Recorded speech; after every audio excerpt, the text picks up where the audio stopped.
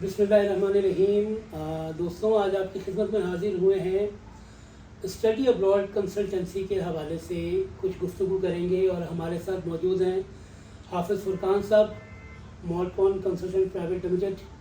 बहुत बड़ा नाम माशाल्लाह, यूके, ऑस्ट्रेलिया, कनाडा को डील करते हैं। तो आज हम इनसे गुफ्तगू करते हैं कि स्टूडेंट को किस तरह से काउंसलिंग करनी चाहिए रिगार्डिंग यूके और ऑस्ट्रेलिया, क्योंकि आजकल यूके का वीज़ा रेशो बहुत ही अच्छा है। हाँ जी, ठीक है। बहुत और उस हवाले से जो स्टूडेंट्स को इन्फॉर्मेशन नहीं है, या स्टूडेंट अगर टाइम नहीं मिल पाता है स्टूडेंट्स को कि जी कंसल्टेंट प्रॉपर गाइड नहीं कर रहे, तो इसी सिलसिले में एक लाइव सेशन बनाया है। तो यहाँ पर हम हाफिज़ साहब से जानने की कोशिश करते हैं कि तो ज़रा थोड़ा सा स्टूडेंट्स को गाइड करें कि क्या एंट्री क्राइटेरिया है, कौन कौन सी यूनिवर्सिटीज़ अभी ओपन है, और क्या उनकी क्या इसकी डेडलाइन है, और क्या फ़ीस कैजुअल है। ये ज़रा थोड़ा सा यूके के बारे में गाइड करें। सबसे पहले मैं ये बताता चलूँ आपको कि यूके की जो इनटेक है वो मेन इनटेक सितंबर इनटेक होती है। इसमें सितंबर में ज़्यादातर तमाम यूनिवर्सिटीज़, तकरीबन तमाम यूनिवर्सिटीज़ के तमाम मेजर कोर्सेज ऑफर होते हैं। Full range of courses offer होते हैं। तो स्टूडेंट्स के लिए जो मेन इनटेक होती है वो सितंबर होती है, और उसके लिए जो तैयारी उनको करनी पड़ती है, जो शुरू करनी चाहिए उनको तैयारी, वो उनको तकरीबन जनवरी फरवरी से उनको तैयारी शुरू कर देनी चाहिए। बेसिकली यूके जो है वो एक इंग्लिश नेटिव कंट्री है, और वहाँ पे जो मीडियम ऑफ इंस्ट्रक्शन है वो इंग्लिश है। तो ऑब्वियसली उनको आर्ट्स वगैरह और लैंग्वेज के जो कोर्सेज हैं वो उनको पहले से कर लेने चाहिए, उनके लिए उनको रेडी हो जाना चाहिए। तो अगर वो जनवरी फरवरी में वो अगर वो शुरू करेंगे अपने लैंग्वेज वगैरह को करने के लिए, तो मार्च अप्रैल तक वो अपने लैंग्वेज जो भी आर्ट्स और पीटी या whatever they want to do वो मुकम्मल करेंगे।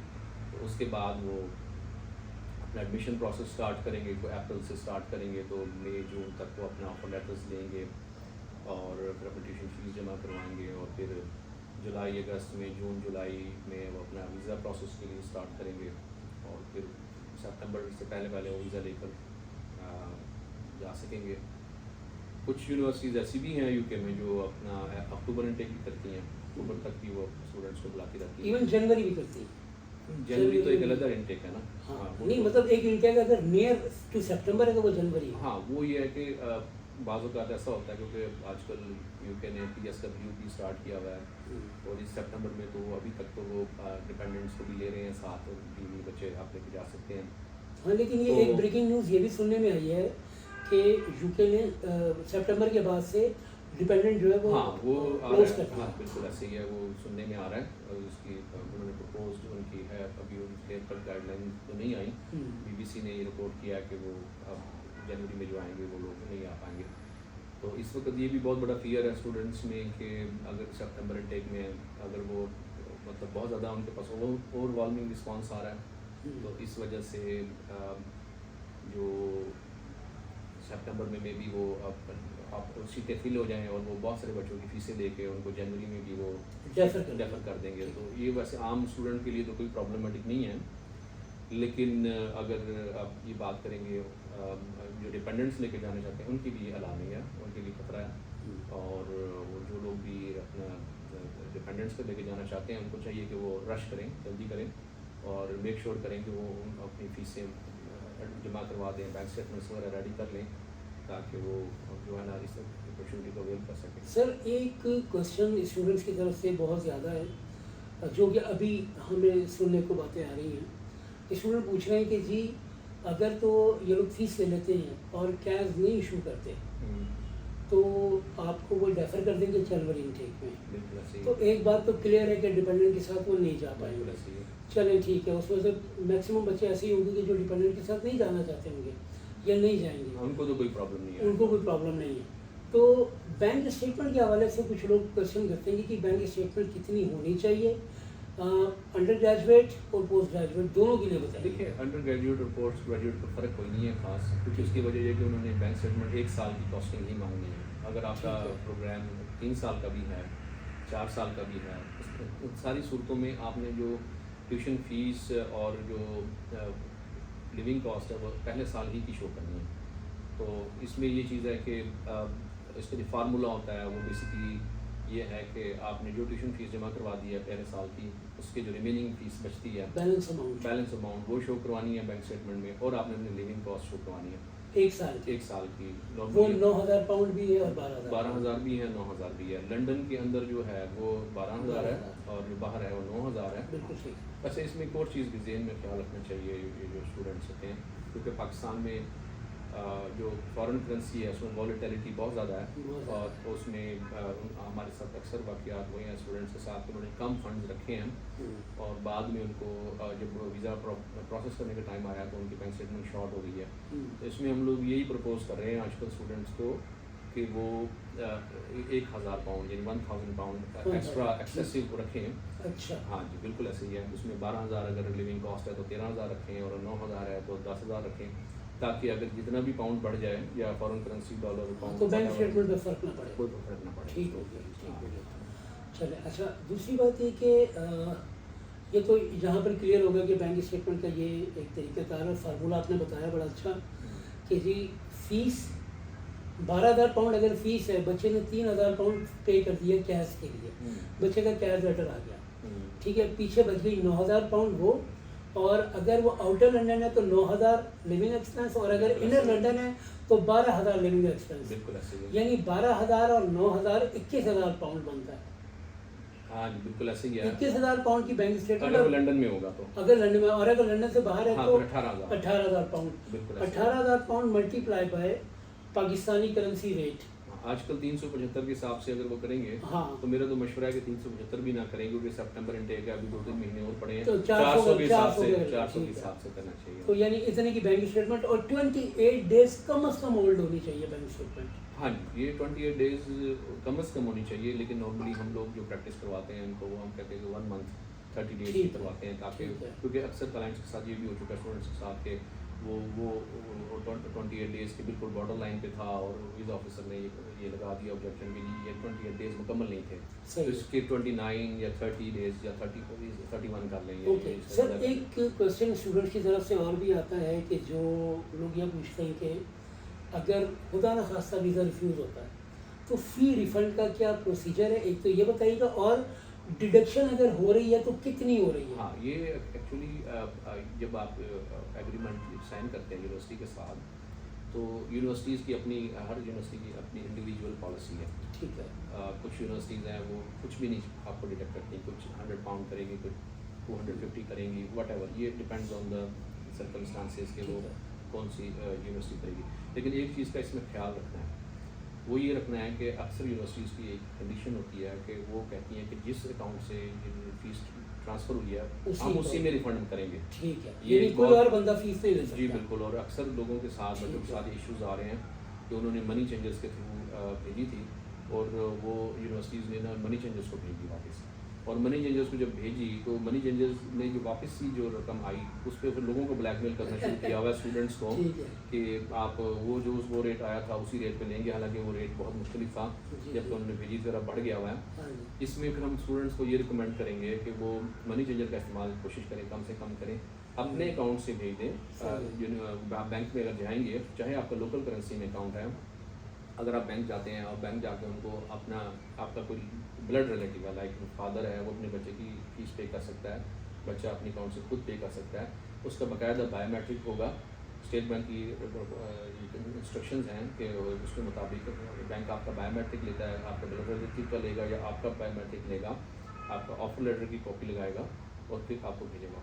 अच्छा, थोड़ी देर पहले आपने एक और सवाल पूछा था, मैं थोड़ा उसमें भी कमेंट कर दूँ कि जैसे आप कह रहे थे कि 3,000 अगर आप लेट्स से 6,000 पाउंड आप डिपॉजिट पे कर देते हैं और आपकी टोटल फीस थी 16,000 पाउंड, और आपने लेट्स से 3,000 पे कर दिया, तो स्टूडेंट्स ये समझते हैं कि ये हम 3,000 पे करके यूके जाके हम कोर्स स्टार्ट कर लेंगे, ऐसा कुछ नहीं है। हाँ जी, 50%। ये अक्सर कंसल्टेंट्स जो है ना वो मैं मिस गाइड तो नहीं कहूँगा, लेकिन वो नॉर्मली एक्सप्लेन नहीं कर पाते, बताते नहीं है, क्योंकि वो बेसिकली उनको रिक्रूट करना चाह रहे होते हैं, वो उनको कुछ ड्रॉबैक्स नहीं बताते और फिर बच्चे वहाँ जाके अपसेट हो जाते हैं। तो अगर आपने कम डिपॉजिट भी अगर आपने पे किया ना, लेकिन उसके बावजूद आपने अपने जब आप यहाँ से फ्लाई करेंगे तो आपके Remaining पास fee का आप बंदोबस्त 50%। यस यस हाँ। नॉट रिमेनिंग फीस का 50%, ऑल फीस का All 50% हाँ। आपने at the time of enrolment उनको Enrollment जमा आपने करवाना वहाँ पे पे करना है। यस यस यस तभी आपकी enrollment ये तभी वो आपको क्लास में बैठने देंगे। बिल्कुल तो ऐसे ये ही। जो एक मामला है ये हाँ। एक्सप्लेन करना बड़ा ज़रूरी है। नॉर्मली जो अच्छे कंसल्टेंट्स हैं, मेन स्ट्रीम कंसल्टेंट्स हैं, जो वेल रिनाउंड कंसल्टेंट्स हैं, सीजनड कंसल्टेंट्स हैं, वो तो एक्सप्लेन कर देते हैं। वो तो और भी ये एडिशनल काउंसलिंग भी करते हैं। वो बहुत सारी स्पेशली अंडर ग्रेड प्रोग्राम में ज़्यादा करते हैं, क्योंकि अंडर ग्रेड प्रोग्राम में 1 साल की डिग्री नहीं होती। वो बल्कि उससे डिस्कस भी करते हैं कि आने वाले जो सालों में आपने फीस पे करनी है वहाँ वो पैसे कहाँ हैं आपके पास, सही। जब वो काउंसलिंग प्रोवाइड करते हैं उनको।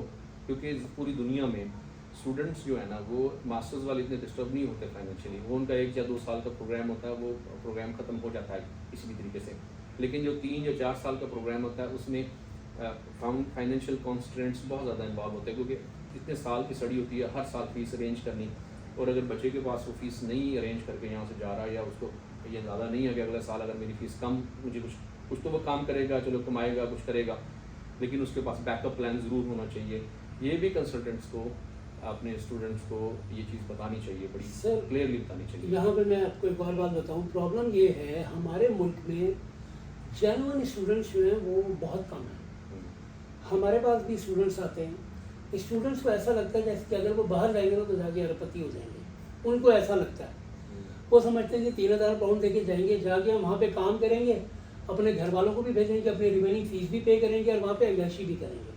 प्रॉब्लम ये है, स्टूडेंट को ये बात समझ नहीं आ रही होती कि बाहर रहना इतना आसान नहीं है। ठीक है, तो हमारे कंसल्टेंट्स को एटलीस्ट अपने स्टूडेंट्स को ये बात बतानी चाहिए कि जी आपने 3000 पाउंड पे कर दिया, 12000 फीस है, 3000 पे कर दिया है, 12000 अब 9000 आपके पास रह गया, 9000 का 50% आपने वहाँ पहुँच के पे करना है। जी 3000 के साथ ही आपके पास लग जाएगा जी 3 आप यहाँ से दे दिया, 3 वहाँ से जाके आप दे देंगे, हाँ। 50% वो फीस हो Some- जाएगी। और उसके some बाद फिर uni- 6000 सम टाइम यूनिवर्सिटीज आपको वहाँ पर इंस्टॉलमेंट्स भी बना देती हैं। वो जो कुछ यूनिवर्सिटीज हाँ कुछ बहुत थोड़ी है, बहुत थोड़ी universities है। उन माइनॉरिटी को हमें देखने हाँ। की जरूरत नहीं है, क्योंकि हमें हाँ। कॉमन प्रैक्टिस देखनी है। कॉमन प्रैक्टिस कुछ तो 3000 पे भी बैठने देती हैं, ये बिल्कुल। मैं मानता हूँ इस चीज़ को, बिल्कुल। लेकिन हमने मेजोरिटी को देखना है। और जो रिमेनिंग जो ट्यूशन फीस 50% रह जाती है आफ्टर इनरोलमेंट, वो भी वो इंस्टॉलमेंट कर देती हैं। हाँ। अच्छा, कुछ यूनिवर्सिटीज़ हैं वो आपको बहुत सख्ती से पेश आती हैं, तो 2-3 महीने बाद ही और बकाया पैसे मांगने लग जाती हैं। बिल्कुल। मुझे स्टूडेंट्स ने बताया ये चीज़, और हम राब्ते में भी होते हैं। हम्म, और कुछ यूनिवर्सिटीज़ ऐसी हैं जो थोड़ी सी रिलैक्स होती हैं, वो पूरा जो उसकी 2-3-4 इंस्टॉलमेंट्स बना देती हैं, मंथली इंस्टॉलमेंट्स भी बना देती हैं बाद ठीक है। यूनिवर्सिटी। हाँ कुछ ऐसी हैं, लेकिन depending on the, but you have to be ready for the worst case scenario. ठीक हो गया। अच्छा सर, एक क्वेश्चन मैं उठाना चाहूँगा कि वीज़ा लेने के लिए आपका SOP कितना मैटर करता है? हाँ, ये जो अब ये डिपेंड करता है, कंट्री टू कंट्री वेरी करता है। ठीक अभी है। इस वक्त हम specifically if you would like to discuss Canada और Australia later on with me, so we ठीक कैन है। Discuss it. But at the moment because we are talking about UK UK में बेसिकली पॉइंट बेस्ड सिस्टम है। ठीक है, SOP count कर रहा है एडमिशन के लिए ज़्यादा। बिल्कुल यूके में जो एम्बेसी से जो आपने वीज़ा लेना है उसमें SOP काउंट नहीं कर रहा, क्योंकि उसमें पॉइंट बेस्ड सिस्टम है। आपके टोटल 50 पॉइंट्स आपको गेन करने हैं, 30 पॉइंट्स आपके कैश के हैं, 10 पॉइंट्स आपके बैंक स्टेटमेंट के हैं, और 10 पॉइंट्स जो है ना वो आपके इंग्लिश एबिलिटी के हैं। ठीक है, अगर कोई आपने आर्ट्स नहीं भी किया, लेकिन अगर registrar of the university satisfied है आपकी इंग्लिश इंटरनल टेस्ट ले लिया, जो भी वट जो भी उसने लिखना है कि registrar of the university is satisfied, ठीक है। तो वो 10 पॉइंट्स अवार्ड हो जाएंगे। वो ठीक है। डिस्क्रिशनरी पावर है यूनिवर्सिटी की, वो Right. यूज़ कर सकते हैं किसी भी Right, टाइम पे। right. तो ये चूँकि पॉइंट बेस्ड सिस्टम है, इसमें 10, 10 एंड 30 होता है।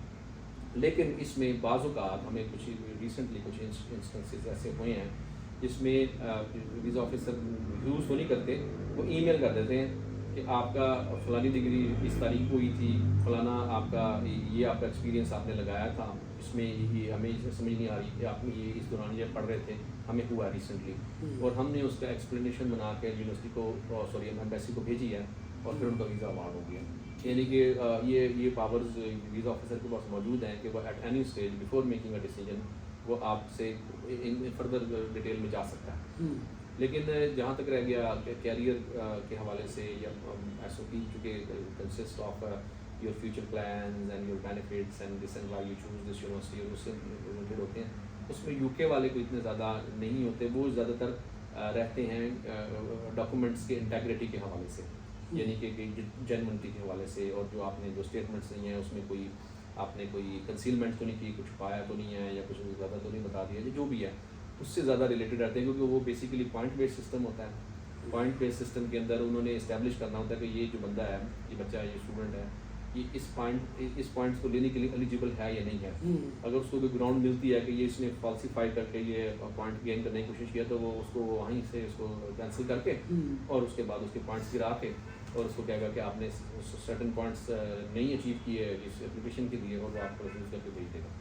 ज़बरदस्त, बड़ी जामे मालूमात दी आपने यूके के हवाले से। कोई ऐसा पॉइंट जो आप स्टूडेंट को सजेस्ट करें यूके स्टडी वीज़ा के हवाले से, कि स्टूडेंट को कम से कम ये चीज़ें प्रिपेयर कर लेनी चाहिए? वो तो वीज़ा रेशो बड़ा अच्छा हाँ जी, वीज़ा रेशो तो खैर मैंने जैसे बताया पॉइंट बेस्ड सिस्टम है। सबसे ज़्यादा उनको, क्योंकि जो यूनिवर्सिटीज़ को स्पॉन्सरशिप लाइसेंसेज इशू कर दिए हैं और onus is on the university, जो burden of proof is on the university, ज़्यादा उनके ऊपर बर्डन डाल दिया उन्होंने। तो इस वजह से उनको स्टूडेंट्स को ज़्यादा जो हमें गाइड करना चाहिए या उनको ट्रेन करना चाहिए, वो उस हवाले से करना चाहिए कि आप यूनिवर्सिटी को कैसे सेटिस्फाई करें। यूनिवर्सिटी उनका स्पॉन्सर होता है, बेसिकली यूनिवर्सिटी सेटिस्फाई है तो एम्बेसी सेटिस्फाई हो जाती है। लेकिन एक चीज़ मैं आप इस हवाले से यूके के हवाले से वही कहूँगा, और भी ममालिक के हवाले पे ये चीज़ें मैटर करेंगी, और वो ये चीज़ है कि अगर स्टूडेंट यहाँ से, चूँकि obviously they can not afford to pay full fee और living cost from their back from their home country, from their parents, तो इस सूरत हाल के अंदर होगा क्या कि वहाँ पे उनको काम करना पड़ेगा, और काम करने के लिए उनके पास कुछ स्किल होनी चाहिए। जैसे कि आजकल मेरे पास स्टूडेंट्स आ रहे हैं, स्पेशली CS के स्टूडेंट्स आ रहे हैं, कंप्यूटर साइंस के स्टूडेंट्स आ रहे हैं, और मामला कर रहे हैं।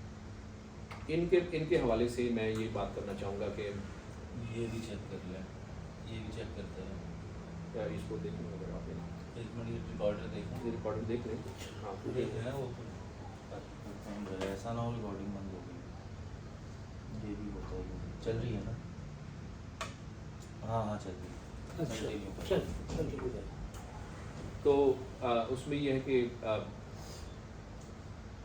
उसमें ये है कि स्टूडेंट्स को मैं अक्सर ये चीज़ बताता चलता हूँ कि अगर आप लोगों ने वहाँ जाना है, बाहर जाकर आप लोगों ने वहाँ पे चूँकि अर्निंग करनी है, तो अगर आप लोग कुछ स्किल्स लेके जाएंगे वहाँ पे, ठीक है, आप कुछ ऐसे स्किल्स लेके जाएंगे जो स्किल्स आपको इस काबिल बनाएंगी कि वो आप पैसे ज़्यादा कमा सकें।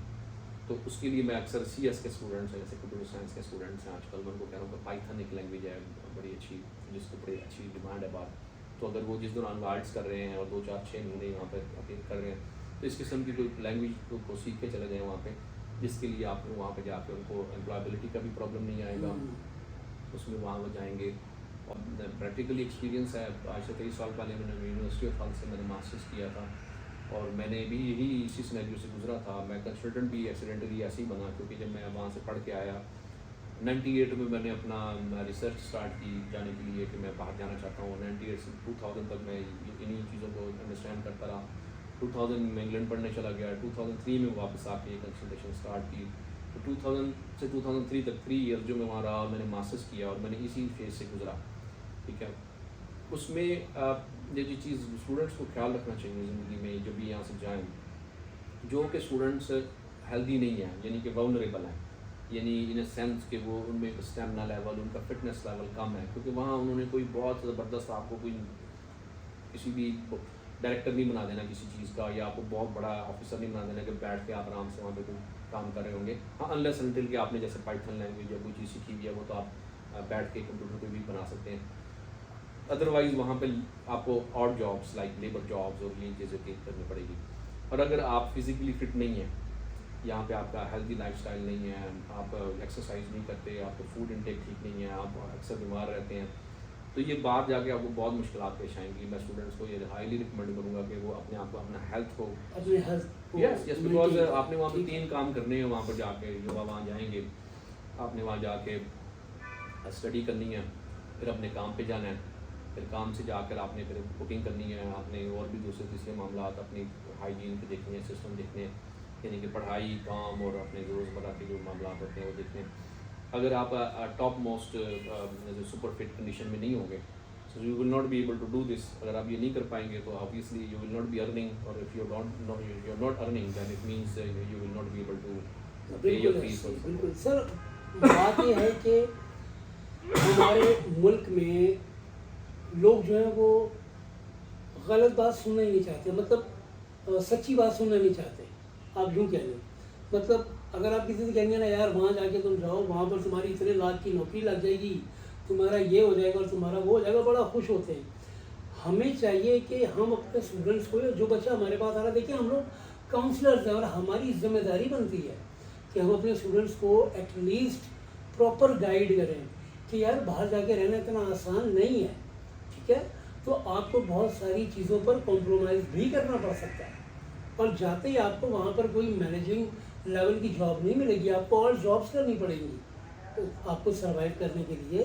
तो हमें एटलीस्ट, मैं ये समझता हूँ कि हमारे कंसल्टेंट्स को स्टूडेंट्स को चीज़ें गाइड करनी चाहिए, ताकि कल को जब वो वहाँ जाएँ और वो हालात फेस करें तो उनको पता हो कि यार ऑलरेडी हमें ये बातें बताई गई थी।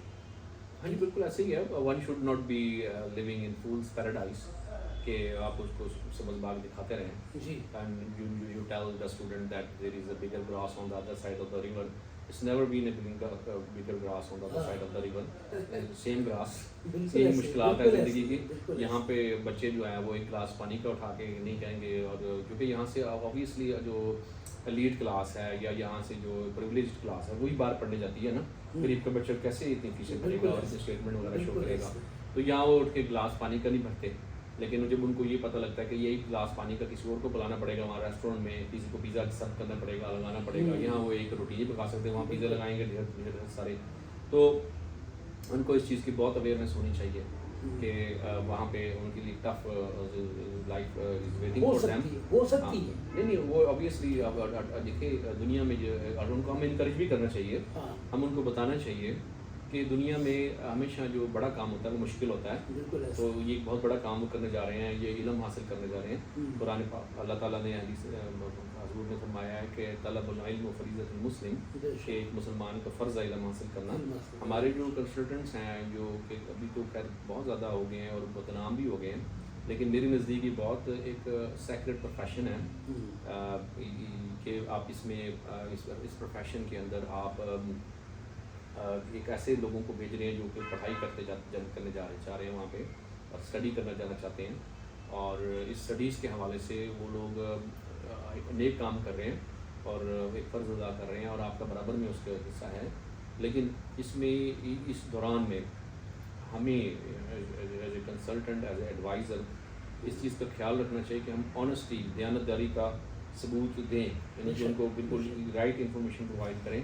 सर ये वीडियो बनाने का मकसद भी यही है कि स्टूडेंट्स को तो जो इन्फॉर्मेशन चाहिए वो तो इस वीडियो से मिल जाएगी, लेकिन हमारे कंसल्टेंट भाई जो हैं उनको भी इस वीडियो से काफ़ी अंदाज़ा हो जाएगा कि हमें आया किस लेवल पर स्टूडेंट की काउंसलिंग करनी चाहिए, उनको कहाँ तक बात बतानी चाहिए, कौन सी बात बतानी चाहिए जो उनके लिए फ़ायदेमंद भी हो और उनके काम भी आए। ठीक है, ऐसे अपना स्टूडेंट कंफर्म करने के लिए आप 3000 पाउंड ही बस आपको पे करना है कि बाकी कोई मसला नहीं है, वो इस तरह की बातें ना करें। एटलीस्ट उनको बताएं कि बच्चे आपको आगे जाकर यह पे करना पड़ेगा, वो वहाँ जाकर किसी तरह की प्रॉब्लम का शिकार हो तो वो भी मुनासिब नहीं है। तो अपने पेशे के साथ लॉयल रहें, ठीक है। आप अगर काउंसलर हैं तो फिर आपकी जिम्मेदारी बनती है अगर स्टूडेंट की प्रॉपर काउंसलिंग। जी बिल्कुल, जैसे कि आप फॉरेन स्टडी कंसल्टेंट्स की जो एसोसिएशन है आप उसके एक्स चेयरमैन रहे हैं और आप अपनी रिस्पॉन्सिबल सीख कर रहे हैं, और आप अपने जो कोलीग्स हैं, जो आपके जो जूनियर्स हैं, उनको आप ये चीज़ आप बिल्कुल सही एडवाइस आप दे रहे हैं उनको कि आपको देनी चाहिए जैसे आपने दी है, कि उनको अपने जो पेशा है, जो उनका जो भी प्रोफेशन है उससे ऑनेस्ट रहना चाहिए। So this vlog is not for only for the students, ये आपकी तरफ से आपके जो कोलीग्स हैं, क्योंकि हम लोग ना उनको सीनियर जूनियर नहीं है, बात होती है कोलीग्स की, आपके एसोसिएट्स हैं, चाहे आपको अल्लाह ने इज़्ज़त दी है, आप एज ए चेयरमैन रहे हैं आप एसोसिएशन के, लेकिन ये आपकी उनके लिए कि जैसे अल्लाह कुरान में फरमाता है कि लिल्लज़ीना आमनू व अमिलुस सालिहाति व तवासौ बिल हक़्क़ि व तवासौ बिस सब्र, हक़ बात की नसीहत करने वाली जो मोमिनीन है वो हक़ बात की नसीहत और सब्र की तलकीन करते रहेंगे। तो वो ये है कि हक़ बात की नसीहत करने से बाज नहीं आना चाहिए, पैसा सब कुछ नहीं होता, बेशक, बच्चों के फ्यूचर से खेलना नहीं चाहिए उनको। बेशक, बेशक। अगर बच्चे अफोर्ड नहीं कर सकते, वो हेल्दी नहीं है, वो फाइनेंशियली हेल्दी नहीं है, वो तो उसको कभी भी ज़िंदगी में उनको नहीं चाहिए कि वो उनको सर आप उनको यूके का ऑप्शन दे दें, उनको इटली का ऑप्शन दे दें, हाँ, आप उनको बिल्कुल। मलेशिया का दे दें, आप उनको टर्की का ऑप्शन दे दें, हाँ जी। आप कोई ऐसा ऑप्शन दे दें जो वो अफोर्ड कर सकते हैं। ठीक है, तो मैं भी ये समझता हूँ कि हमें इस तरह के ऑप्शन रखने चाहिए। तो मैं अभी मेरे पास स्टूडेंट आए मुझे हैं। याद आया कि अपनी बातों से आपने जिक्र किया, अभी तो मैं जब आ गया कि आप माशाल्लाह इटली का बहुत अच्छा काम करते हैं। अल्हम्दुलिल्लाह। तो आपका भी एक नाम है इटली का हवाले से कम्युनिटी में, और कंसल्टेंट को आप जो है ना वो अच्छा मतलब उनके साथ एसोसिएट्स के साथ भी काम करते हैं और स्टूडेंट्स के साथ डायरेक्टली भी आप काम करते जी, हैं। अल्हम्दुलिल्लाह। और आपने एक पिछले 4-5 साल में इटली के हवाले से, वैसे तो आप बहुत देर से काम कर रहे जी, हैं, आपको तकरीबन 10-15-20 साल हो गए ये काम करते हुए, लेकिन ये है कि पिछले 5 कुछ साल में आपने जो इटली में अपना एक नाम पैदा किया है वो काबिल ज़िक्र है। और इस हवाले से मैं कुछ आपसे सवालात पूछना चाहूँगा इटली के हवाले से कि इसमें जो स्टूडेंट्स हैं जो कि बहुत बड़ी ट्यूशन फीस अफोर्ड नहीं कर सकते, स्पेशली इंग्लिश नेटिव कंट्रीज़ के अंदर, तो उनमें जो और बड़ी फीस नहीं जो दे सकते, तो आप ही बताएंगे, इसको रोशनी डालेंगे कि मैंने सुना है कि इटली जो है स्कॉलरशिप्स या फ्री एजुकेशन भी देता है, इस बारे में थोड़ी रोशनी डालिए। सर इटली फ्री एजुकेशन है, ठीक है। ठीक है। अच्छा, जैसे आप इसको ऐसे ले लेंगे जैसे आप पाकिस्तान में किसी सरकारी स्कूल में चले गए, वहाँ पर 100 रुपये की पर्ची बनती है, आप बच्चे ने हर महीने 100 रुपये देने, वो कोई फीस तो नहीं है। नहीं बोल। इसी तरह से इटली आपसे 500 या 1000 यूरो लेता है पूरे साल के, ठीक है। तो ये एक इटली ने एक यूनिवर्सिटी में अपने स्टूडेंट्स का स्टाइपेंड और मज़ीद खर्चे वगैरह चलाने के लिए रखा हुआ है, लेकिन ये फ़ीस भी जब आपको स्कॉलरशिप ग्रांट होती है ना, तो ये फ़ीस भी वो वेव ऑफ कर देते हैं। तो 500 या 1000 यूरो कोई फ़ीस नहीं है। एक बात यहाँ मैं आपको रोकना चाहूँगा कि ये जो स्कॉलरशिप का आपने जिक्र किया है कि जो ग्रांट होती है, ये वहाँ पहुँच कर ग्रांट होती है। सर 2 तरीके हैं, एक रीजनल बेस्ड स्कॉलरशिप होती है, एक नीड बेस्ड स्कॉलरशिप होती है। ठीक है। अच्छा, रीजनल स्कॉलरशिप आपको मिलती है आपके CGPA के ऊपर, ठीक है। उसके लिए वो जून में ओपन होती हैं। आपको अगर आपका एडमिशन आ गया तो आपको ईमेल आ जाएगी कि जी ये स्कॉलरशिप्स ओपन हो गई हैं, ये फॉर्म फिल कर दें, फॉर्म फिल करके आप सबमिट करवा दें, तो हम इसको कंसीडर करेंगे। अगर आपको स्कॉलरशिप मिल जाती है, ग्रांट हो जाती है, आपका वीज़ा लगता है, आप वहाँ जाएँ और आप अपनी स्कॉलरशिप को इंजॉय कर सकते हैं, ठीक है। दूसरी बात, need based scholarship. Need based scholarship में आपको लो इनकम सर्टिफिकेट शो करवाना पड़ता है, ठीक है। आपका बच्चा वहाँ जाता है, जाके अपने तमाम डॉक्यूमेंट्स को इटली में पाकिस्तानी एम्बेसी से अटैच करवाएगा, ठीक है। फिर वहाँ पे हर सूबे का ना एक डिपार्टमेंट है, जैसे मेसीना का है एडिसो डिपार्टमेंट है, वहाँ जाके वो डॉक्यूमेंट सबमिट करेगा, फिर अपना बैंक अकाउंट ओपन कराएगा और अपनी वहाँ की लोकल सिम लेगा। अच्छा। और अपना जो उसकी अकोमोडेशन होगी वो एड्रेस होना चाहिए। डिटेल से आज तक किसी कंसल्टेंट ने नहीं किया हाँ। है, लेकिन आप ये बहुत राज की बातें बता रहे हैं। सर ये ज़रूरी है ना, देखिए हम ये चाहते हैं कि स्टूडेंट के पास इन्फॉर्मेशन पूरी आ जाए, ठीक है। अच्छा, बैंक अकाउंट ओपन करवाएगा, सिम लेगा और उसके पास वहाँ का एड्रेस होना चाहिए। वो नीड बेस्ड स्कॉलरशिप फॉर्म के ऊपर वो सारी चीज़ें फिल करेगा। देखें, वो आपको स्कॉलरशिप अमाउंट आपके हाथ में तो पकड़ाने से रहे, उन्होंने आपके बैंक अकाउंट में डालनी है, आपको अपना अकाउंट ओपन कराना है, ठीक है। वो करा के आप सारी चीज़ें कराएंगे, विद इन 1 और 2 मंथ्स वो ग्रांट होके आ जाएगी और इसके बाद से वो आपको मिलना शुरू हो जाएगी। इसके अंदर होता ये है कि आपको समटाइम वो एंटरटेनमेंट के एक्सपेंसेस भी देते हैं, लॉन्ड्री के एक्सपेंसेस भी देते हैं, फूड एक्सपेंसेस भी देते हैं, वो ग्रेजुअली ये करते रहते हैं। नॉर्मली जो इसकी जो ये नीड बेस्ड जो scholarship 5200 euro per year. Per year, ये तो बहुत सारे हैफ्टी अमाउंट, ये तो पाकिस्तान के हिसाब में तो बहुत ज़्यादा पैसे, बहुत ज़्यादा पैसा। वहाँ भी 500 में स्टूडेंट आराम से गुजारा कर लेता है। बिल्कुल तो मैंने ऐसे। अंदाज़ा लगाया, क्योंकि ऑब्वियसली स्टूडेंट इटली में रह रहा हो या यूके में हो या कहीं भी हो, हाँ। उसने वो पढ़ने आया है, वो याशी करने तो आया नहीं है। बिल्कुल। तो ऑब्वियसली अगर वो रेस्टोरेंट्स में खाना नहीं खाता और घर पे ही बनाता है और सारा करता है, तो ये तो बहुत सारे पैसे हैं उसके लिए, बहुत अच्छे पैसे हैं। जबरदस्त। 200 अगर वो अपनी लिविंग शेयर अकोमोडेशन में दे देता है। सर वो अकोमोडेशन भी ग्रांट हो जाती है उसको। अच्छा। हाँ जी, वो उसको अकोमोडेशन भी ग्रांट हो जाएगी ना, तो वो उसकी सेविंग ही है, यूँ समझ लें। तो ये जो इटली का जो एडमिशन्स वगैरह जो स्टूडेंट्स करवाते हैं, इसकी कोई इनटेक्स वगैरह भी होती है? सर एक ही इंटेक है सितंबर की, अच्छा जी। ठीक है। उसमें ये होता है कि नवंबर से, यानी सितंबर 2024 के लिए अब शुरू होंगे नवंबर 2023 में। अच्छा, ठीक है। नवंबर से एडमिशन शुरू हो जाएंगे। हाँ, हमें क्या करना होता है कि हम मार्च या अप्रैल में एडमिशन क्लोज कर देते हैं, ठीक है। क्योंकि प्री इनरोलमेंट का एक जो अभी उन्होंने यूनिवर्सिटी का एक वो डाला है ना पोर्टल, हाँ जी, ये प्री इनरोलमेंट करवानी पड़ती है। अच्छा। आपकी प्री इनरोलमेंट की डेट जो है ना, वो आपकी एम्बेसी अपॉइंटमेंट के ऊपर असरअंदाज होती है। हाँ, जितनी जल्दी सुना है मैंने कि आप जितनी ज़्यादा जल्दी आपकी प्री इनरोलमेंट आएगी उतनी जल्दी ही आपकी अपॉइंटमेंट आएगी। अच्छा, लास्ट ईयर क्या हुआ कि जिन लोगों की अपॉइंटमेंट 1 जून के बाद की थी ना, प्री इनरोलमेंट, हाँ जी, जिन लोगों की प्री इनरोलमेंट 1 जून के बाद की थी, हाँ, उनको अपॉइंटमेंट ही नहीं मिली। ऐसे ही है, कुछ सुनने में ठीक ऐसे है, आया। अप्रैल से लेके 31 मई तक हम्म, सबको अपॉइंटमेंट्स मिली हैं। ठीक है। ठीक है, और हमारे पाकिस्तान की प्रॉब्लम क्या है, हमारे पाकिस्तानी बच्चों की, कि हम आखिरी तारीख पे बिल जमा कराने वाली कौम है। हम्म, ठीक है, जून आएगा तो हमें याद आएगा चल यार फ्री में अप्लाई कर लेते हैं। इससे नहीं होता, आपको कम से इस कम साल अभी करना अपॉइंटमेंट पड़ेगा स्टार्ट हुई पहले। है या नहीं हुई अभी? सर अब तो जून के महीने में अपॉइंटमेंट स्टार्ट होती हैं, होपफुली आज 16 जून मेरा ख्याल है 17 जून हो गई है। लेकिन पिछले साल तो उन्होंने अप्रैल में उन्होंने नहीं, प्री इनरोलमेंट से स्टार्ट हुई थी अप्रैल में, अच्छा जी, अपॉइंटमेंट जून में आती है, अच्छा, जून जुलाई जून में। में हाँ आती है, जून में बिल्कुल, आती है, अच्छा, ठीक है। जून जुलाई में वो आपको 2-3 दिन का टाइम देते हैं। तो इसके अंदर जो ऐसी अच्छा, इस बारे में मुझे आप ज़्यादा रोशनी डालेंगे इसके ऊपर कि पाकिस्तान के स्टूडेंट्स के जो तनाजुर है उसमें कराची के जो सिंध के बच्चे हैं उनके लिए थोड़ा सा अपॉइंटमेंट सर मैं बताता हूँ, मैं कराची वाले स्टूडेंट्स के लिए या सिंध के स्टूडेंट्स, सिंध और बलूचिस्तान, जी जी बिल्कुल, उन दोनों स्टूडेंट्स की एम्बेसी जो है ना वो कराची कॉन्सुलेट है। अच्छा जी, ठीक है, वहाँ पर जैरीज में फाइलनामा होती है। ठीक है, और उनका DOV का सिस्टम है, डिक्लेरेशन ऑफ वैल्यूज। जी, उसमें क्या करते हैं कि आप वॉक इन पे जाते हैं, अपनी फाइल जमा कराते हैं, अच्छा, DOV से रिलेटेड तमाम डॉक्यूमेंट, डिक्लेरेशन ऑफ वैल्यूज यानी आपकी इटालियन ट्रांसलेशन, आपके अटेस्टेड डॉक्यूमेंट्स, ठीक है, ये सारी चीज़ें वो आपकी जमा करवा देते हैं। फिर वो आपको कॉल करते हैं कि जी अब आप अपनी फाइल जमा करवा दें एम्बेसी में। ठीक है। फिर आपको बैंक स्टेटमेंट चाहिए होती है। अब आपको सीमिया को उन्होंने एक नया चक्कर डाल दिया है। लास्ट ईयर तो सीमिया। मैंने सुना सीमिया लड़के करवा के जी, ज़्यादा गए हैं। सीमिया करवाएं आप, वो पोर्टल से करवाना पड़ता मेरा ख्याल है कि 150 DOV यूरो। या सीमिया इनमें से एक चीज़ हाँ, ज़रूरी तो है। वो कह रहे हैं कि DOV की जगह वो सीमिया ले रहे हैं। जो मुझे जो इन्फॉर्मेशन मिली है, क्योंकि आप तो इसको मेन स्ट्रीम हाँ। करते हैं, मेरे पास तो सेकंड हैंड इन्फॉर्मेशन होगी।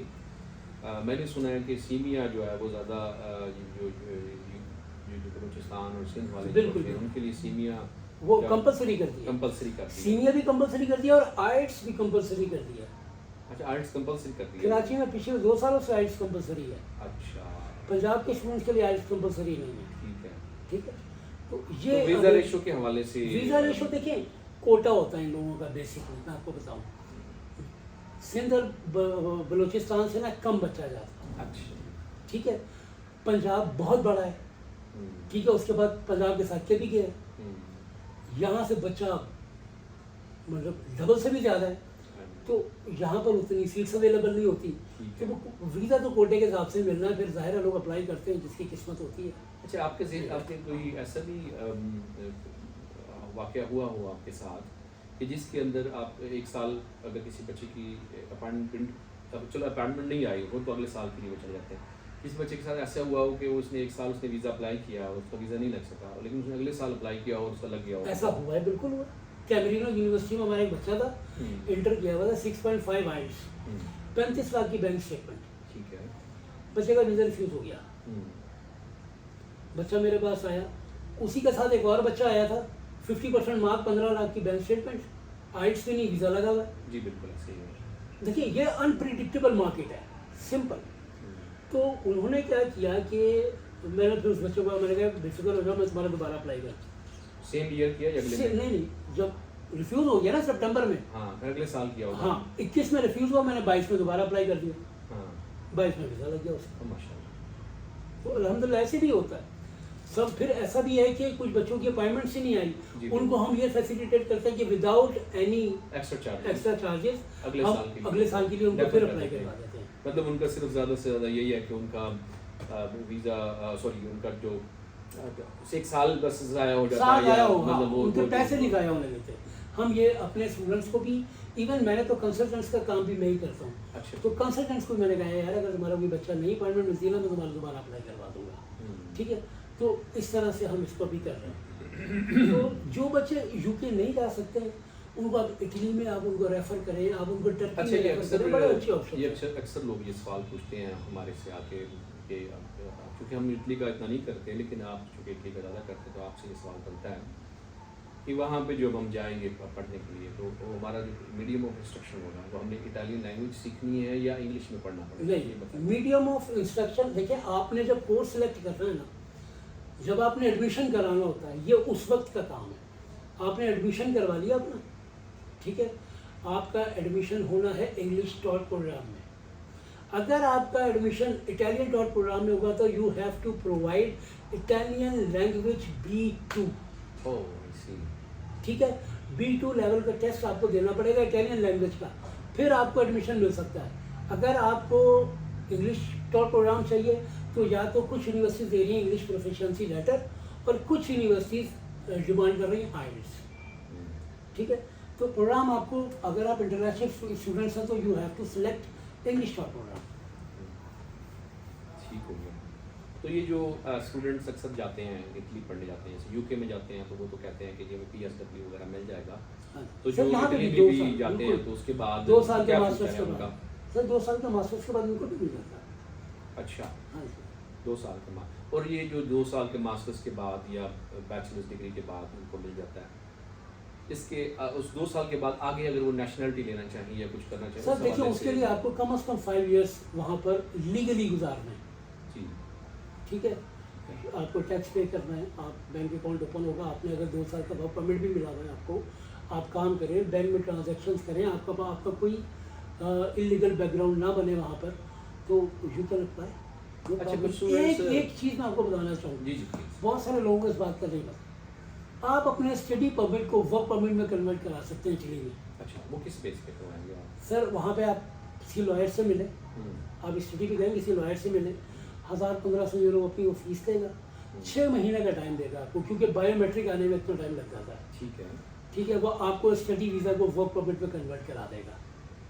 अच्छा, कुछ स्टूडेंट्स ये सवाल पूछते हैं कि हम अपना प्रोग्राम या यूनिवर्सिटी चेंज कर सकते हैं वहाँ जाके? सर पहले साल तो नहीं, नेक्स्ट ईयर। अच्छा, सो पहला साल अगर वो एक यूनिवर्सिटी में पढ़ते हैं तो दूसरा साल किसी और यूनिवर्सिटी में हाँ पढ़ बिल्कुल, सकते हैं? बिल्कुल पढ़ सकते हैं, ले सकते हैं। अच्छा, कुछ और स्टूडेंट्स की तरफ से सवाल आए हैं जो मैं आपसे पूछना चाहूँगा कि वो इटली में पढ़ने जाएंगे, इटली में वो चले गए, अब ये शेंजन कंट्री है, बिल्कुल। 27 मुल्कों का ये वीज़ा है, वो ये पूछते हैं कि हम जर्मनी में अपना 1 साल पढ़कर अगला साल हम जर्मनी में पढ़ सकते हैं, ऐसा कोई सिलसिला? सर या आपको NOC लेना पड़ता है वो कहाँ से लेना पड़ता है? यूनिवर्सिटी से, अच्छा, ठीक है, या आपके पास एडमिशन हो। अगर उनके पास जर्मनी का एडमिशन हो, 1 साल इधर पढ़ के वो जर्मनी अगर जा वो सकते हैं, जरूरत हो, वो लीगल वे से। तो वो अपने होम कंट्री आने की ज़रूरत है उनको या नहीं है? सर होम कंट्री आने की ज़रूरत नहीं है ना, फिर अच्छा, होम कंट्री आने की ज़रूरत नहीं होम है। कंट्री आने की ज़रूरत हाँ, नहीं है। लीगल वे से अपने लॉयर से मशवरा करेंगे जी आई वांट टू स्विच, तो वो आपको लीगली वहाँ से स्विच करवा देते हैं। ठीक है। तो कुछ जो यूनिवर्सिटीज़ हैं जो यानी कि जो उनकी कुछ लोग आप पूछते हैं कि जैसे कुछ ममालिक हैं जैसे ऑस्ट्रेलिया है, अमेरिका है, वहाँ पे ये मैटर करता है कि अगर आपकी यूनिवर्सिटी बहुत अच्छी है या आपका कैरियर पाथवे बहुत अच्छा है तो वो आपको वीज़ा लगने के चांसेस बहुत अच्छे होते हैं। इधर इटली में यूनिवर्सिटीज़ में कोई फेवरेटिज्म चलता है कि इस यूनिवर्सिटी में admission नहीं, लिया ऐसा है तो बिल्कुल नहीं है। Bologna university number 1 university, visa refuse हो गया, हम्म, कंपानी यूनिवर्सिटी का वीज़ा लग गया, क्या कर सकते हैं आप? अच्छा, कोई इधर फेवरेटिज्म नहीं है, ऐसा कुछ भी नहीं है, ठीक है। तो इटली के लिए तो ये भी तक की सूरत हाल है, बाकी अल्लाह खैर अच्छा, करेगा ये जो इंशाअल्लाह। हम लोग इटली के बारे में बात कर रहे हैं, स्कॉलरशिप्स के हवाले से बात कर हम्म। रहे हैं, यूरोप की हम चूँकि हम उस एरिया में अब चले गए, अब हम बातें कर रहे हैं, तो यूरोप के किसी और मुल्क में भी स्कॉलरशिप्स वगैरह अवेलेबल होती हैं? सर अभी तक तो नहीं है, अच्छा, अभी तक नहीं है। नॉर्वे में, लेकिन नॉर्वे का बहुत ही डिफ़िकल्ट प्रोसीजर है, ठीक है। वो बैंक स्टेटमेंट वगैरह मांगते हैं, फिर आइल्स वो आप पूरा कर नहीं सकते। ऑस्ट्रिया लोग जाते हैं, ऑस्ट्रिया के लिए वो 8 महीने लग जाते हैं आपको जनाब लीगलाइजेशन में, 8 से 10 मुझे महीने। अगर if I am not wrong, मुझे इस चीज़ का थोड़ा सा अंदाज़ा है कि आपने हंगरी का भी थोड़ा सा काम हाँ जी, किया। हंगरी किया है। अगर आप इटली का कंपैरिजन हंगरी के साथ करते हैं तो उस हवाले से आप क्या कहना चाहेंगे? सर हंगरी में फेवरेटिज्म है, फेवरेटिज्म भी है हंगरी में, और हंगरी में फ़ी का भी बड़ा इशू है। फॉर एग्जांपल डेब्रिसन यूनिवर्सिटी है, जी जी, वो लेती है 1.5 साल की फ़ीस। ठीक है। 2 साल का प्रोग्राम है तो 1.5 साल की फ़ीस लेगी वो, उसका वीज़ा रिफ्यूज़ नहीं होगा। अच्छा, ऐसे भी सिलसिला है। जी, उसका वीज़ा रिफ्यूज़ नहीं होगा। ठीक है। इसी तरह KJU यूनिवर्सिटी है या पैक्स है यूनिवर्सिटी, IBS है, इनमें जहाँ पर भी फ़ी इन्वॉल्व होगी ना, अच्छा, मेरे नोटिस वहाँ में पर ये वीज़ा बात नहीं आई, होगा। मेरे एक नोटिस में बात आई है हंगरी के हवाले से, जो मैं आपसे कंफर्म करना चाहता हूँ, क्योंकि मेरा तो ज़्यादा इंग्लिश नेटिव कंट्रीज़ के साथ ज़्यादा लिंक है और मैं उसमें ज़्यादा जो यूरोप मेरी कोई इतनी बड़ी स्पेशलिटी नहीं है, लेकिन आपकी मदद से और दोस्तों की मदद से कुछ पिछले 2 साल हो गए हैं मैं ये इन चीज़ों में इन्वॉल्व हुआ हूँ। तो मैंने सुना है कि हंगरी की जो एम्बेसी है उसमें टेस्ट वगैरह भी कोई लेते हैं। बिल्कुल है सर, मैथमेटिक्स का टेस्ट होता है, ठीक है। वो लेते हैं, लेकिन वो जिन बच्चों से लिए हैं, कोई बच्चे वहाँ से वो टेस्ट लेकर आए, लेकिन अगली दफ़ा जाएंगे तो वो टेस्ट ही चेंज होता है। तो वो कोई मैथमेटिक्स के हवाले से टेस्ट नहीं, होते हैं, वो उसे लाइव जो स्टूडेंट्स हैं बेसिकली जो स्टूडेंट्स मैथमेटिक्स से रिलेटेड हैं ही नहीं, उनका ह्यूमैनिटीज़ का सब्जेक्ट, उनसे भी मैथमेटिक्स का टेस्ट सर, वो लेते हैं। सबको एक ही फॉर्म होता है, वो पकड़ा देते हैं, कहते हैं पहले अपना पूरा SOP लिखो, वो पूरा SOP आपसे लिखवाएंगे, फिर कुछ टेस्ट दिए होते हैं, वो टेस्ट आपसे लिखवाते हैं। हंगरी एम्बेसी का मुझे सुनने में आया कि उनका कोई एटीट्यूड भी थोड़ा सा डिफरेंस है, थोड़ा सा होते तो नॉर्मली ये डिप्लोमेटिक मिशंस हैं, लेकिन हाँ, उनका कोई ज़ाहिर है। डिप्लोमेटिक नहीं लगता, उनका थोड़ा सा ऐसे ही। स्ट्रेट फॉरवर्ड बहुत ज़्यादा है। ऐसे ही। वहाँ पे भी शायद खातून है कोई जो वीज़ा ऑफिसर है। हाँ, वो अब तो खैर वो नहीं है मेरा ख्याल है। हाँ। तो लेकिन हर अच्छा, embassy का different है। मेरा कुछ एक्सपीरियंस है, क्योंकि मैं for the last 25 years immigration और इन चीज़ों से रिलेटेड हूँ। मेरा ये, मैं वैसे मैं फेमिनिज्म के ख़िलाफ़ नहीं हूँ, मैं इन चीज़ों के नहीं हूँ, लेकिन नॉर्मली देखा गया कि जहाँ पर सुपरवाइजरी रोल थोड़ा सा फीमेल्स को मिलता है, वो थोड़ा सा स्ट्रिक्टनेस उनकी काफ़ी हाँ, ज़्यादा होती है। बिल्कुल ऐसे। मेल फिर भी जो थोड़ा सा हाँ, वो थोड़ा लिहाज कर लेते हैं यहाँ पे। और हालात ये हैं कि इन मामलात के हवाले से कि अक्सर इमिग्रेशन काउंटर्स के ऊपर जब स्टूडेंट्स जाते हैं या क्लाइंट्स जाते हैं मेरे, और विजिटर्स भी जाते हैं, जब वो किसी इमिग्रेशन काउंटर पर खातून देखते हैं ना, तो वो बेचारे थोड़े से डर जाते हैं। वो कहते हैं हमारी बारी जो है ना वो मेल की जगह पे आ जाए तो ज़्यादा बेहतर है, इसलिए हमसे सवाल ज़्यादा पूछने हैं। हाँ, बिल्कुल ऐसे। और समटाइम्स ये होता है कि होता कुछ भी नहीं उनका है। एटीट्यूड भी बहुत ज़्यादा होता है। हाँ, उनको होता कुछ नहीं है, उसके बाद वो आराम से वो छोड़ भी देते हैं, चले भी जाते हैं, ये सब कुछ हो जाता है, लेकिन वो एक थोड़े टाइम के लिए वो हवा सा बन जाता है, एक माहौल जो है ना वो थोड़ा सा टेंस हो जाता है। ऐसे ही है। अच्छा, तो आप थोड़ी सी रोशनी डालें, क्योंकि आप यूरोप में आपने बहुत ज़्यादा काम किया है माशाल्लाह, इटली के हवाले से तो बहुत ज़्यादा ही काम कर लिया आपने पूरे पाकिस्तान में, कराची से लेकर पेशावर तक आपने नाम पैदा किया अपना among the consultants community as well. आप थोड़ा सा मुझे बताइए ये जर्मनी के हवाले से भी रोशनी डालें कि सुना है कि वहाँ पे भी एजुकेशन फ्री है। सर, जर्मनी में एजुकेशन फ्री है। जर्मनी का जो प्रॉब्लम आ रहा है ना, वही आ रहा है अपॉइंटमेंट्स। और मैंने ये भी सुना है कि वहाँ पे आपको कोई ब्लॉक अकाउंट में कोई ब्लॉक 12,500 अकाउंट भी जमा करवाने पड़ते हैं। 10,200 यूरो का ब्लॉक अकाउंट आपको यहाँ पाकिस्तान में डोइचे बैंक पे खुलवाना पड़ेगा। ठीक है। यहाँ डोइचे बैंक पे आप अपना 10,200 यूरो नहीं 20-22-25 लाख रुपए आप यहाँ पे डम करते हैं अपना। हाँ जी, ठीक ठीक है। है। तो इससे भी ज़्यादा हो गया हुआ है। अब वो सिर्फ जो भी अब तो हाँ, तो 35-40 लाख रुपए हैं, हाँ। क्योंकि हमने एक स्टूडेंट्स को करवाया है। तो फिर फ्री एजुकेशन वाला कॉन्सेप्ट तो खत्म हो गया ना। हाँ। लोगों के जहाँ पर लोगों और की फिर पैसे अपॉइंटमेंट involved नहीं हो गए। मिलती, फिर अपॉइंटमेंट तो में फिर एक पैसे साल भरने तक आपके। वो एक साल तक बाउंड रहता है, वो सिलसिला चलता रहता तो है। लोग इससे जर्मनी से रिलेक्टेंट हो रहे हैं ना। अच्छा, आप ये अक्सर हमारे पास क्लाइंट कंसल्टेंट्स के पास, कम्युनिटी के पास बहुत ज़्यादा इंक्वायरी आ रही है पुर्तगाल के हवाले से, क्योंकि पुर्तगाल काफ़ी लीनियंट है इमिग्रेशन के हवाले से, तो उनके पास इंक्वायरी आ रही है कि हम पुर्तगाल जाना चाहते हैं, लेकिन हम कंसल्टेंट्स को ये पता है कि पुर्तगाल सीधा जाना इतना आसान नहीं है। बिल्कुल ऐसा तो इस हवाले से आपके पास क्या आपके अगर फॉर एग्जांपल अगर आपके पास एक स्टूडेंट आ जाता है और सर, कहता है मेरे सर मैं पास पुर्तगाल है। जाना चाहता हूँ, तो क्या मेरे पास है students। रेमेडी क्या देते हैं आप मेरे उनको? पास 5 स्टूडेंट आए थे हाँ जी और कोई 10-12 लोग आए थे जॉब सीकर वीज़ा के लिए। जी जी बिल्कुल। मैंने लेटर मंगवा दिए उनको हाँ पुर्तगाल से, लेकिन साथ साथ उनको ये भी बताया कि अपॉइंटमेंट की जिम्मेदारी मेरी नहीं है, ठीक है। मैं अपॉइंटमेंट नहीं लेके दे सकता आपको। और आप ये भी बता देते होंगे उनको कि इतने आराम से मिल भी नहीं रही है, तो बिल्कुल। फिर भी मैं आपको प्रोसेस कर देता 3 हूँ। से 6 महीने you will have to wait. ठीक है, आपको ईमेल एड्रेस दे देते हैं, आपको पूरा मैटर लिख के दे देते हैं कॉन्सुलेट का या एम्बेसी का, आपने उनको डेली बेसिस पे ईमेल करना है। आप उनको ईमेल करेंगे ना, उनका रिप्लाई आ जाएगा कि जी the recipient is full, try later. तो फिर आप दोबारा ट्राई करें, फिर यही मैसेज आएगा। वो कहते हैं आप ट्राई करते रहें, क्योंकि उनका ईमेल बॉक्स है वो फुल है। जब वो ईमेल उसके अंदर चेक करेंगे, लोगों को अपॉइंटमेंट्स देंगे, फिर कहीं जाके आपका नंबर आएगा। वो 3 से 6 महीने आपको लग सकते हैं, ठीक है। तो इसलिए आपको वेट करना पड़ेगा। इस वक्त पाकिस्तान में अपॉइंटमेंट्स के हालात बहुत ही अजीब हैं। मेरे यूरोपियन कंट्रीज मेरा तो नहीं, यूरोप के अलावा भी अजीब व गरीब हैं। हमारे पास अक्सर इंक्वायरीज आती हैं। यूएसए का बहुत बड़ा इशू चल रहा है। बिल्कुल स्टूडेंट वीज़ा के हवाले से तो नहीं है, लेकिन विजिटर वीज़ा के हवाले से या other categories visitor visa specially तकरीबन 1 साल की अपॉइंटमेंट चल रही है। यूरोप की हम बात करेंगे तो यूरोप में अपॉइंटमेंट्स के हवाले से मैं आपसे एक चीज़ शेयर करना चाहूँगा, और लेकिन फिर वो बहुत एक्सपेंसिव रूट है। जो मेरे नोटिस में भी क्या चीज़ आई है कि स्पेन जो है ना, उसकी अपॉइंटमेंट स्टूडेंट को ज़रूरत नहीं है अपॉइंटमेंट लेने की। वो वॉक इन जाके आराम से जमा करवा सकता है। लेकिन उसमें जो मैं स्टूडेंट्स के लिए भी ये बात कहूँगा और आपके साथ भी ये शेयर करूँगा, जो उसमें मैं थोड़ी सी वर्किंग कर रहा हूँ, तो उसमें जो हमें सबसे बड़ी जो हर्डल आ रही है वो आ रही है कि जो हमारी 2 यूनिवर्सिटीज़ हमारे पास इनकी आ भी गई हैं, उनसे हमारा रब्ता भी है। लेकिन उसमें जो सबसे बड़ा प्रॉब्लम आ रहा है वो ये आ रहा है कि उनकी फ़ीसें बहुत हाई हैं। यानी कि 13-14 हज़ार यूरो उसकी साल की फ़ीस है। हाफ फीस आपने यहाँ से डिपॉजिट करा के जानी है। 7-8 हज़ार यूरो आप यहाँ से जब दे देंगे, so too much for the student, specially for the बहुत ज़्यादा सर। प्लस ये कि एक नई यूनिवर्सिटी में, आप यूरोप की यूनिवर्सिटी में काम कर रहे हैं, नई यूनिवर्सिटी के साथ काम कर रहे हैं, उसकी रिफंड पॉलिसी का भी आपको आइडिया नहीं। हाँ जी, वो भी बिल्कुल आइडिया हो या ना हो, बट रिस्क जो है वो बहुत बड़ा इन्वॉल्व है कि आप उनको अगर आपको कल को आप स्टूडेंट का इतना बड़ा पैसा वहाँ भिजवा दें और कल को वो आपको करना करें।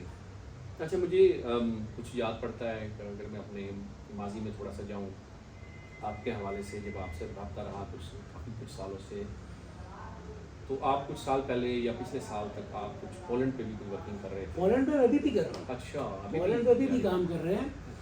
सिज़ेस्चुआ यूनिवर्सिटी है पोलैंड की, ठीक है। उनका प्रोसीजर थोड़ा सा डिफरेंट है। उसके लिए सबसे पहले आपको एलाइड बैंक में अपना अकाउंट ओपन कराना पड़ेगा, यूरो अकाउंट, ठीक है। वहाँ से अकाउंट ओपन करा के आपने वहाँ से, यूनिवर्सिटी की फ़ीस है 1900 यूरो मैक्सिमम। हाफ फीस आपने पे करनी है, ठीक है। आपको वहाँ से एक्सेप्टेंस लेटर आ जाएगा। आपने एक्सेप्टेंस लेटर, बहुत ईजी है, पोलैंड बहुत ईजी है। एक्सेप्टेंस लेटर आ जाएगा, आपने अपने डॉक्यूमेंट्स तैयार करने और एम्बेसी को भेज देना, ईमेल कर देना। एम्बेसी के पास जो भी डेट अवेलेबल होगी, एम्बेसी आपको डेट दे देगी। अब यहाँ पर टेक्निकल क्या है, सितंबर इनटेक है, ठीक है। आपने आज प्रोसेस करवाया, 15 दिन बाद आपका लेटर आ गया, ठीक है। आपने एम्बेसी को अपना फाइनल एक्सेप्टेंस लेटर ईमेल किया और एम्बेसी को बताया कि जी मुझे अपॉइंटमेंट चाहिए। एम्बेसी ने कहा कि हम आपको जनवरी की अपॉइंटमेंट दे सकते हैं, ठीक है। It's okay fine. यूनिवर्सिटी को हम बता देंगे हमें जनवरी की अपॉइंटमेंट मिली है, वो उस ऑफर को डेफर कर देंगे, मतलब एक्सटेंशन दे देंगे। अब समझ ऑब्वियसली आप वो कहेंगे कि नेक्स्ट सेमेस्टर में आ जाए। हाँ, तो वो आपको दे देंगे। प्रॉब्लम कहाँ पर आएगी कि अगर आपने अभी लेटर मंगवाया, आपका लेटर आया 1 महीने बाद, आपने एम्बेसी को ईमेल की, एम्बेसी ने कहा जी हमारे पास मार्च की अपॉइंटमेंट अवेलेबल है, तो यूनिवर्सिटी कहेगी कि जी हम इतना लंबा एक्सटेंशन आपको नहीं दे सकते, आप अपनी एप्लीकेशन विड्रॉ करें नेक्स्ट इनटेक के लिए, अभी अप्लाई कर दें और आप नेक्स्ट इनटेक के लिए लेटर ले लें, और फिर आप, तो फिर वो आपको एप्लीकेशन विड्रॉ करनी पड़ेगी, फिर आपको नेक्स्ट इनटेक के लिए अप्लाई करना पड़ेगा, तो दोबारा अपॉइंटमेंट लेनी पड़ेगी। हाँ, दोबारा अपॉइंटमेंट लेनी पड़ेगी। तो वो फिर नेवर एंडिंग प्रोसेस है, फिर तो ये पूरा आ ही नहीं सकेगा, वो पहुंच ही नहीं सकता। तो अब ये है कि जितना जल्दी प्रोसेस स्टार्ट करवा सकते हैं ना पोलैंड का, करवाएं, वो ज़्यादा इंपॉर्टेंट है कि आपने देखिए हमारे यहाँ, फिर वही मैं कह रहा हूँ ना, शुरू में बात मैंने की थी कि हमारे यहाँ बच्चा आखिरी तारीख पे आता है जब बिल्कुल एंड डेट होती है, तो फिर कोई फ़ायदा नहीं है ना सर। आपको यूरोप में अगर जाना है ना, तो आपको वक्त से पहले अप्लाई करना, और वक्त से बहुत पहले अप्लाई करना पड़ेगा यूरोप के लिए। अब मैंने जिन बच्चों के नवंबर में अप्लाई किए थे उनके मार्च में लेटर आए हैं, ठीक है, लेकिन मार्च में लेटर आ गए हैं, इनकी अपॉइंटमेंट कोई नहीं रोक सकता, इनको अपॉइंटमेंट लाजमी मिलेगी। और जिन्होंने जून में, अब तो मैं खैर फाइलें ले नहीं रहा हूँ, लेकिन बहुत सारे कंसल्टेंट ले रहे हैं, जो लोग जून में अप्लाई करेंगे तो उनका प्री इनरोलमेंट ही अगस्त में आनी है। जो जिक्र किया इस बारे में कि ये पोलैंड के हवाले से जो बात बता रहे हैं, इसमें वीज़ा रेशो का क्या आप बताइए? वीज़ा रेशो बेहतर है, बेहतर है, काफ़ी बेहतर है, बल्कि क्योंकि पब्लिक यूनिवर्सिटी है, तो वीज़ा रेशो बहुत अच्छा, अच्छा है। आपने ये भी फरमाया कि 1900 यूरो जमा होते हैं, तो अगर इन केस अगर वीज़ा नहीं लगता वो तो रिफंड हो जाता है। डिडक्शन कितनी है यूनिवर्सिटी सर करती है? वो जो वो उनके लेटर के ऊपर लिखा होता है अच्छा, कि वो इतनी डिडक्शन करेंगे, कोई 85 ज़लोटे कर लिया, 120 ज़लोटे, वो अपने हिसाब से डिडक्शन करके ना वापस कर देते हैं अमाउंट, क्योंकि पब्लिक यूनिवर्सिटी आपके पैसे नहीं खा सकती। तो कभी आपने कुछ काम किया हो नीदरलैंड्स के हवाले से? वहाँ की नहीं एजुकेशन सर, भी काफ़ी नहीं नीदरलैंड पे जहाँ पे नहीं किया वहाँ पे नहीं किया। मुझे जो कंट्रीज नहीं समझ आते ना, मन में हाथ नहीं डालता। जिन कंट्रीज को मुझे फुल ग्रिप है ना, स्विट्जरलैंड का कभी आपने सुना हो? सुना जरूर है। अच्छा, इवन मुझे ऑफर भी आई थी स्विट्जरलैंड से कि जी आप हमारे साथ स्विट्जरलैंड वो पे करें। थोड़ी सी वर्किंग की थी आपके नोटिस में लाइन के उसकी जो सर, फीस का जो बहुत है, ज़्यादा है, फीस यूके बहुत यूके ज़्यादा है। उनकी फीस है। हाँ, ये प्रॉब्लम है ना। बताए ना, वो हमारे पास जो बच्चा आ रहा है वो आ रहा है कि सर कितने पैसे लगेंगे, 3 लाख रुपए लगेगा इटली का। तो उसको तो 3 लाख बहुत ज़्यादा लग रहा है, तो उसने स्विट्जरलैंड क्या करने जाना है? क्वालिटी बच्चा आपको मिलेगा मेरे हिसाब से 20%, 20-30% क्वालिटी बच्चा अवेलेबल है इस वक्त। स्टूडेंट अवेलेबल है पाकिस्तान में 20-30%। बाकी सब इससे पकड़, उससे पकड़, बैंक स्टेटमेंट बनवा, तो फीस के लिए यहाँ से पकड़, वो कर, ये इस तरह के बच्चे आपको मिलेंगे। ये बच्चे प्रॉब्लम क्रिएट करते हैं आपके लिए भी, यूनिवर्सिटी के लिए भी। तो हमें फिर उनके लिए ऑप्शंस निकाल लेने चाहिए। अब चाइना में हम लोग कर रहे हैं काम। जी, अभी मेरे एक बच्चे का वीज़ा लगा है BDS में, ठीक है। ठीक है, डेंटल डॉक्टर बनने गया, कल उसकी फ़्लाइट है, ठीक है। अब चाइना हम लोग कर रहे हैं, MBBS करवा रहे हैं, बहुत सस्ता हो रहा है MBBS चाइना में। फिर हमारे पास चाइना में ऑप्शन है मास्टर्स और PhD फुली फंडेड स्टाइपेंड के साथ, ठीक है। फिर जिन बच्चों ने मैट्रिक किया हुआ या इंटर किया हुआ है उनके लिए fully funded, tuition fees free, hostel free, 25,000 रुपये पाकिस्तानी इसको स्टाइपेंड में मिलेगा। तो इस तरह के ऑप्शंस निकाले, बच्चों को ये ऑप्शंस भी दें। मैंने इंशाल्लाह बहुत जल्दी ना एक हमारे हैं डॉक्टर साहब, उनके साथ ना चाइना के ऊपर इसी तरह के पॉडकास्ट कर रहे हैं, ठीक है। वो मैं इंशाल्लाह बहुत जल्दी अपलोड करूँगा, तो हमारे स्टूडेंट्स को पता लगे कि चाइना, जिनको ये 2 नंबर समझ रहे हैं ना यार चाइना क्या है, इनको पता लगेगा कि आने वाले वक्तों में चाइना ही चाइना है, ठीक है। और चाइना बड़ा के इंशाल्लाह आपने इसमें वर्किंग होगा। स्कॉलरशिप्स के हवाले से बात की आपने चाइना के। चाइना में कौन कौन से स्कॉलरशिप लाइक इंटर के बाद भी या मैट्रिक के बाद हाँ, भी बिल्कुल है, opportunity मौजूद है? बिल्कुल है, बिल्कुल है। अच्छा, उसमें वो फुली फंडेड आपको फुली देते हैं? फंडेड भी ऑप्शन देंगे आपको इंशाल्लाह उसमें। इसके ऊपर इंशाल्लाह करेंगे व्लॉग ना, इसके ऊपर बड़ा अच्छा बनाएंगे। वो है हमारे एक भाई बहन, आज के व्लॉग के लिए आज के व्लॉग के लिए माशाल्लाह बहुत इन्फॉर्मेटिव जो था ना, आपने तो बहुत ज़्यादा इन्फॉर्मेशन दी यूके के हवाले से और इटली के हवाले से, जो मैं बता सकूँ मैंने बताया। ये तो अब basically हाफिज साहब sharing of आपने knowledge है। हमारी ऑडियंस के साथ एक प्रॉमिस करना है कि अब आपने आते रहना है, हम आपके साथ आपकी जो आप बीती है ना वो भी सुनेंगे कि आपके हाँ, साथ आज क्या तो- क्या पेश आया। इमिग्रेशन के मामलात में ना अभी मैंने आपसे डिस्कशन करनी है। हाँ, वो हम किसी कि- और सिटिंग में रखेंगे। हाँ, अब हम अगली सिटिंग में हाँ, हमने हाँ, डिस्कशन एक आपको हिंट देता चलूँ, क्योंकि इसके अंदर दौरान में मैं आपको एक हिंट देता चलूँ कि हमें बहुत सारे मीडिया पे आजकल एक बहुत सारी खबरें आ रही हैं कि ये यूके नई इमिग्रेशन पॉलिसी खोल रहा है, और इस हवाले से हमें बहुत सारी कॉल्स आई हैं, और इस हवाले से मैं आपको फॉर द टाइम बीइंग इस पर प्रोग्राम करने के से पहले मैं आपको ये बताता चलूँ कि जो यूके है उसके अंदर अभी वो पॉलिसी जो है ना वो सिर्फ असेंबली के अंदर अभी वो डिस्कस हुई है, वो बिल पास हुआ है, अभी वो इम्प्लीमेंटेशन स्टेज पे आई नहीं है। होम ऑफिस की वेबसाइट पे कोई इन्फॉर्मेशन मौजूद नहीं है। तो जो हमारे जो ऑडियंस हैं जो अभी एंशियसली वेट कर रहे हैं कि जी वो यूके की इमिग्रेशन पॉलिसी क्या आएगी, वो अभी पूरी तरह अनाउंस नहीं हुई। उस बारे में सिर्फ उन्होंने असेंबली से परमिशन लिया है कि हम इतनी 60 या 30 कैटेगरीज में हमारे पास शॉर्टेज है लेबर की, तो हम इस कैटेगरी में बाहर से लोग बुलाना चाहते हैं, तो जिसके ऊपर असेंबली ने उनको बिल पास कर दिया। इसके ऊपर अगला व्लॉग, अगला पॉडकास्ट हमारा इंशाल्लाह ताला आपके साथ ही होना है। टाइम आपने देना है इंशाल्लाह ताला, उसके ऊपर हम डिस्कस करेंगे। आज के दिन हम आज सबसे इजाज़त चाहते हैं। बहुत बहुत शुक्रिया बहुत सर, अच्छा लगा, बहुत ही अच्छा लगा। बहुत ही अच्छी इन्फॉर्मेटिव वीडियोस को पूरा देखें, और जो चीज़ें नहीं समझ आती हमें कमेंट्स में बताएं, हम उनको मज़ीद डिस्कस करते हैं। तो आपसे इंशाल्लाह बिल्कुल हमें दोबारा कमेंट्स दें ताकि हमें बताइए कि हम किस किस टॉपिक पे आगे अपनी पॉडकास्ट कर सकें। जी, बहुत शुक्रिया आज के दिन के लिए। Thank you. अल्लाह हाफिज़। पाकिस्तान जिंदाबाद। पाकिस्तान